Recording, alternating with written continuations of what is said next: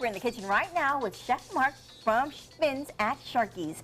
And what are we making? Today we're doing the golden tilefish, and we're going to pan sear it with a little of chive and lemon butter. We're going to serve it with a lemongrass couscous and some of our mango watermelon tropical salad. All right, so how do we start? Well, let's get started with the couscous. Okay. First, we're going to put some, I already have coconut milk in the blender here, so we're going to put in the lemongrass I've already chopped. Oh, wow. Okay. And for those of you that are not familiar, this is what the Smells lemongrass good. looks like before you chop it up. Smells amazing I when have it's seen that chopped. in the store and didn't know what it was. I thought it was And then we have some shallots and garlic that's going to go in there. Okay. And then we'll put the lid on the blender. Yeah, please. I'm going to hide because it's Bo Beth. I think I screwed this up. Probably. There. Here we go. And just keep it going. Why are you running? Now, lemongrass is very fibrous, so it does need a good amount of blending. That should be good. Are you afraid? It's about, yes, I am afraid. How about that? Let's just leave it at that. I am. All right.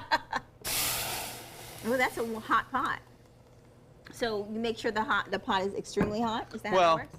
I get this electric stove. I have to give it some time to warm up. Oh, okay. So you want to bring this to a boil, and as soon as it starts to boil, we're going to add the couscous here. Okay. All right. Which is similar to a pasta, but it's not exactly the same. It's made with semolina, and it's crushed instead of ground, and it's already pre-cooked. You actually just rehydrate it when you're All right. when We'll we do watch what for we the call boil for cooking. you. Now I'm going to get our tilefish started here. Tilefish. Golden tile. Okay. They look a little like chicken, actually. Tastes like chicken. Well, I hope it doesn't end up tasting like chicken. It won't taste like chicken. So that's a pretty hefty amount of oil in there. They need a little submersion to get going. Yeah.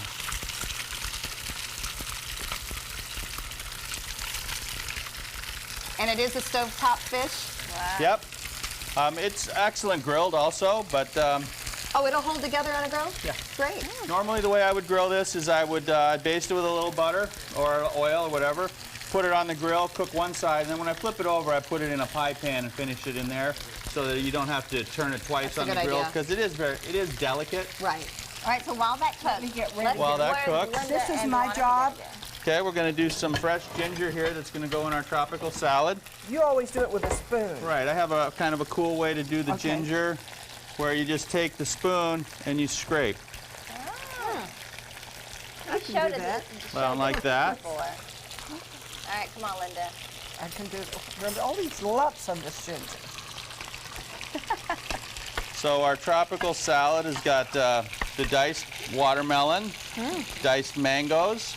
We're going to put some fresh herbs, some fresh mint, some fresh basil in there, along with a little bit of the fresh ginger and a little bit of chopped red onion also. Oh, so we put all that in there? Right? Oh, dump it? Dump away. So go ahead and start dumping that in there. Chef, it may take Linda a week to get this salad done with that ginger, though. Oh, Well, I've already you got know- one in ready. I have one piece already peeled, just, you know. He might do that in 2 seconds. He knew this was coming. Well, Oh, that one up? we're going to chop that one up. Oh, boy. Okay. So total So- cooking time for the tilefish there, Chef? Maybe 2-3 minutes aside? Yeah, about 3 minutes aside, so Any hints You here? can tell it's getting white, though. you're doing good there. Okay. What else? And in there next, well, we have to chop up the onion and we have to chop up some herbs. You could just take some of this fresh mint right here and start peeling it off and just kind of rip the leaves up and throw them in there. Oh, yum. I'll show you guys a picture. You're striving for this. That'll make him tired thinking about it. Well, so you have a couple while they do all these things. I'm Tell us about knocking some of the other dishes that you guys have here. All right, well, I have one of our smoked ribeye steaks. Wow. One of the things at Finn's that, you know, we're started as a seafood restaurant at Sharky's primarily, but at Finn's we have the best steak in town. I heard about that oven. We have a charcoal burning Jasper oven. Burns about 800 to 1,000 degrees, Oh, my. mesquite charcoal. And what's that do for something like a good ribeye? Well, on this particular one, we smoke it in the morning.